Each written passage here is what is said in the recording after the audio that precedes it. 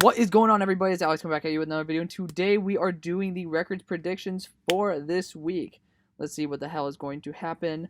I'm going to stop this fucking trend where I start doing every team's record prediction again, just because, honestly, I think you guys enjoy it a little bit more when you get to see it week by week, because predicting the future is kind of fun before the season, but during the season, a little bit lame, but fun stuff. We do not have to worry about selecting this game because A, I got it right, barely, but B, it's already chosen. If you guys watched the last video, awesome. But yeah, let's get rolling with it. Type F in the chat because my roommate just got a girlfriend, says the guy who has a girlfriend. I was told to say that. But let's go Buffalo, Miami. This should be a fun game. Buffalo's without their two starting linebackers, Matt Milano and Tremaine Edmonds. So that is actually quite interesting and a very impactful statistic there. But Buffalo is so fucking stacked, and Miami's defense, they're good, but they still have some work to go. And the Bills are the best, in my opinion, on the ground, and that is still where Miami is slightly lacking. Miami has a very solid defense, but it's those corners that are so devastating, and unfortunately for the Dolphins, that the passing game really isn't it for the Buffalo Bills. They have an amazing ground and pound, and they still have a great wide receiver core, as we saw Josh Allen deal with that a lot. The question is, who the fuck is the Miami quarterback? Because if I'm not mistaken, is Rosen gone? I'm not sure. And then Tua's definitely not ready. So Miami's quarterbacking situation is not too good, and Buffalo's corners and safeties are insane.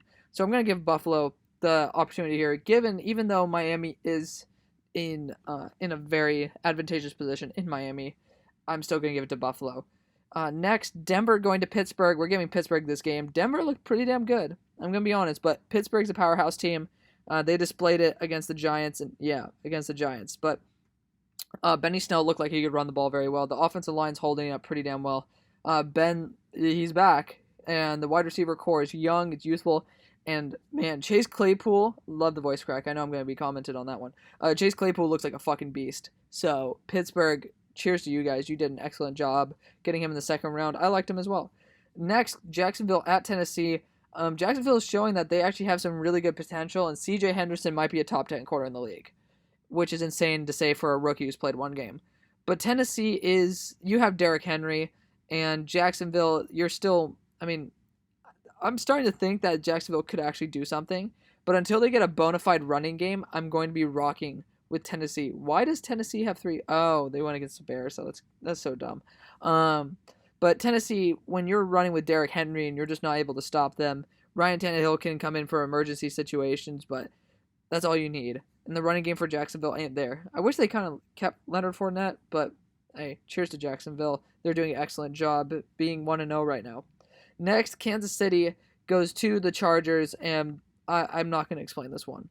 Patrick Mahomes, Tyrod Taylor. That's all I need to say.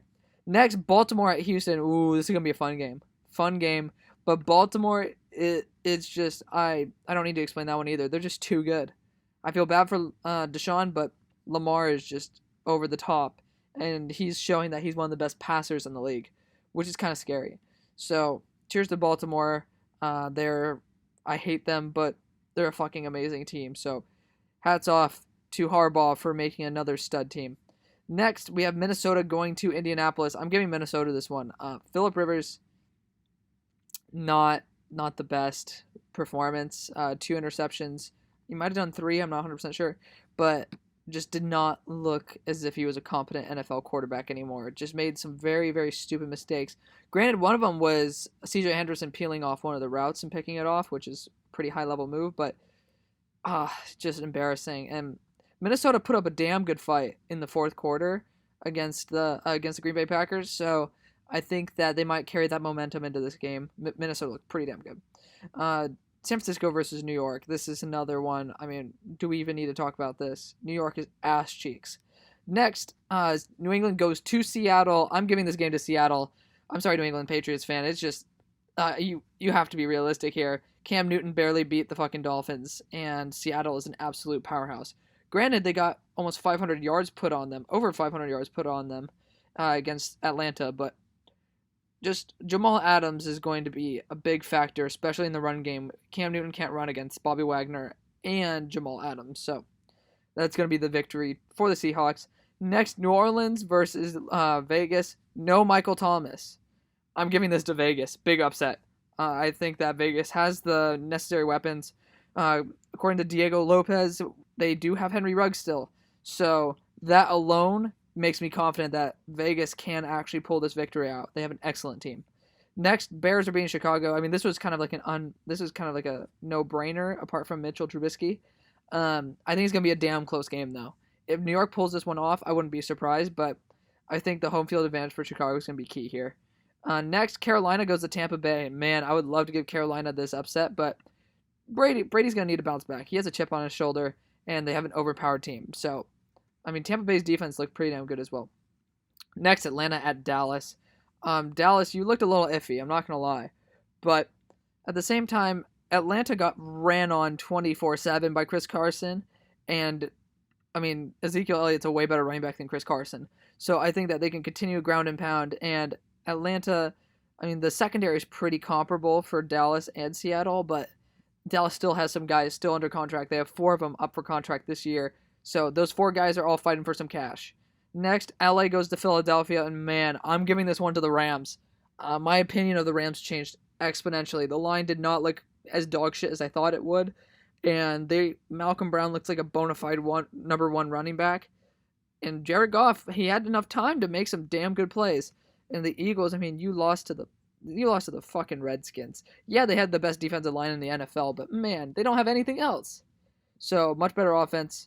Against a slightly worse defense. You still have Aaron Donald there. You still have Jalen Ramsey. Watch out. Next, Detroit at Green Bay. I mean, yeah, no need to talk about this one. Next, Washington at Arizona. I'm going to give this one to Arizona, even though I'm pretty sure Humphreys got injured, but I think Gilbert slided over to left tackle, if I'm not mistaken. So, I mean, the line's patched up, but, I mean, it's just too much offensive firepower. Because Washington's defense has made me a believer in Washington, but there's nothing else that makes me a believer in them. So Arizona is an absolute powerhouse team. I think they're going to be kicking some ass. So let me know what you guys think. I mean, obviously, this is a very interesting schedule, but, I mean, there really isn't that many upsets besides Vegas here. Vegas is really the big out of nowhere in Los Angeles. Apart from that, I think we're pretty chilling on everything. So let me know what you guys think. Thank you guys so much for watching, and I'll see you on the far side. Peace. So